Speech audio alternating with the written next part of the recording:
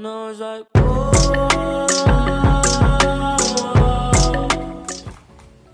Baik, assalamualaikum warahmatullahi wabarakatuh.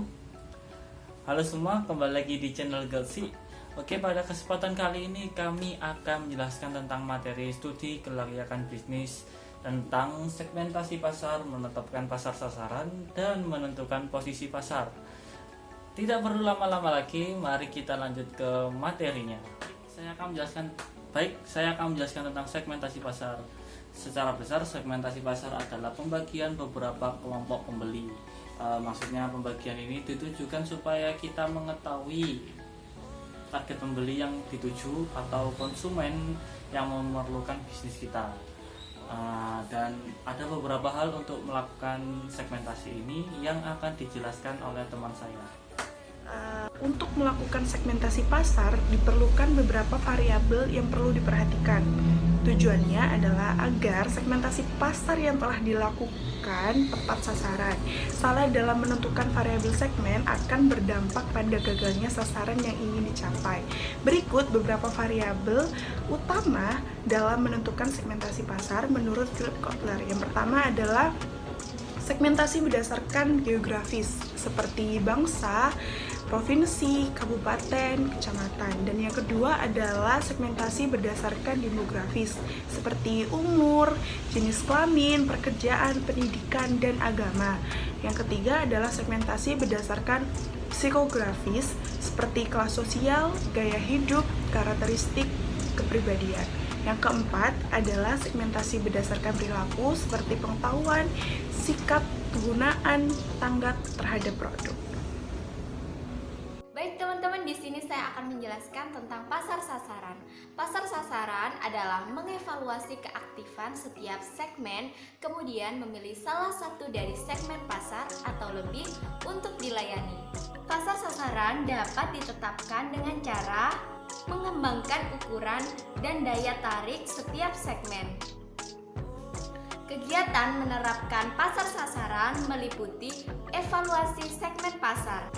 Yang pertama yaitu ukuran dan pertumbuhan segmen seperti data penjualan terakhir, proyeksi laju pertumbuhan, dan margin setiap laba dari setiap segmen.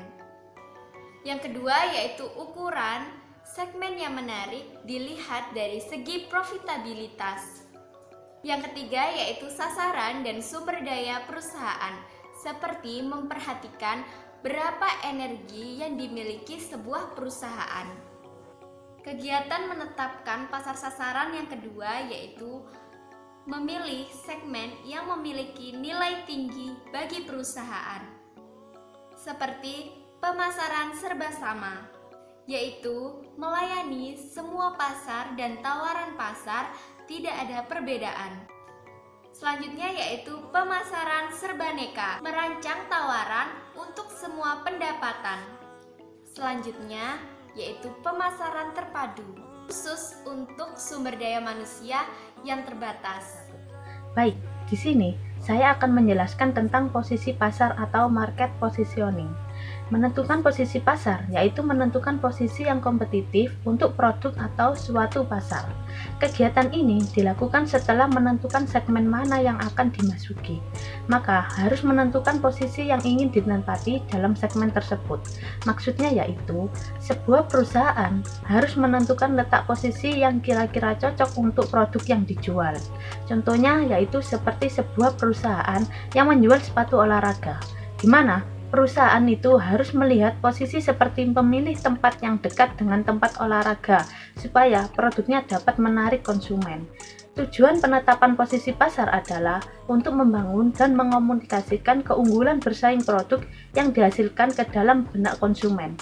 Maksudnya yaitu, dengan menentukan posisi pasar yang kompetitif, konsumen akan lebih mudah ingat tempat kita mendirikan sebuah usaha tersebut.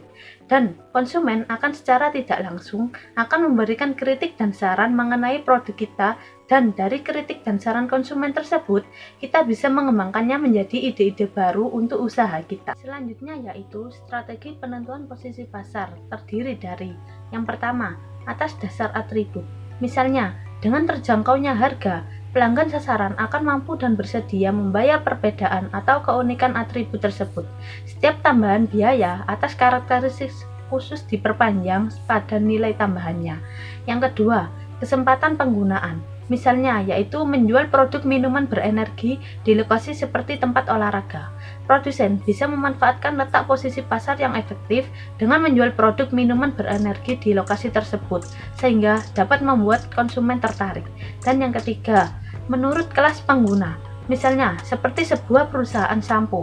Perusahaan tersebut tidak bisa langsung menciptakan sampo untuk dewasa dan sekaligus untuk anak-anak, karena anak-anak kulitnya berbeda dengan kulit orang dewasa. Maka, perusahaan tersebut berinovasi menciptakan sampo yang khusus untuk anak-anak, sehingga orang dewasa dan anak-anak bisa menggunakan produk tanpa takut ada dampak di konsumen.